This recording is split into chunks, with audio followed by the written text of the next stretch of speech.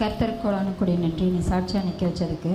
போன வாரத்துலேருந்து எனக்கு தலைவலி ரொம்ப என்ன செய்கிறதுனே எனக்கு தெரியலை. நான் சரி பாஸ்டமாவும் ஜாம் பண்ண சொன்னேன்.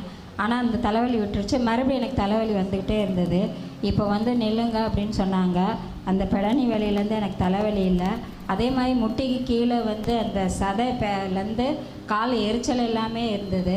அந்த சதை வலியும் இல்லை, எனக்கு எரிச்சல் இல்லை. கர்த்தர் எனக்கு விடுதலை கொடுத்தா கொடி நன்றி.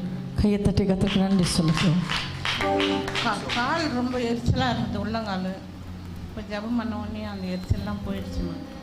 புதுசாக யாருன்னா வந்தீங்கன்னா அவங்களுக்கு கர்த்தர் விடுதலை கொடுத்துருந்தாரா அந்த சாட்சி சொல்லுங்கள். சோத்திரம். கால் வலி ரொம்ப 2 மாதம் ரொம்ப பயங்கரமாக இருந்துச்சு. போன வாரம் செவ்வாய்க்கிழமை போன வாட்டி ஜெபிக்கும் போது அதுக்கு பரிபூர்ண விடுதலை கொடுத்தாரு. ஆனால் இப்போ கால் எரிச்சலாக இருந்துச்சு. அந்த கால் எரிச்சலுக்கும் ஆண்டவர் ஜெபிச்சா. அப்புறம் யூரின் இன்ஃபெக்ஷன், தலைவலி, இது ரெண்டுமே எனக்கு என்னென்ன பலவீனம் இருந்துச்சோ பாஸ்டர் மூலயமா அதை வெளிப்படுத்தி ஜெபிக்க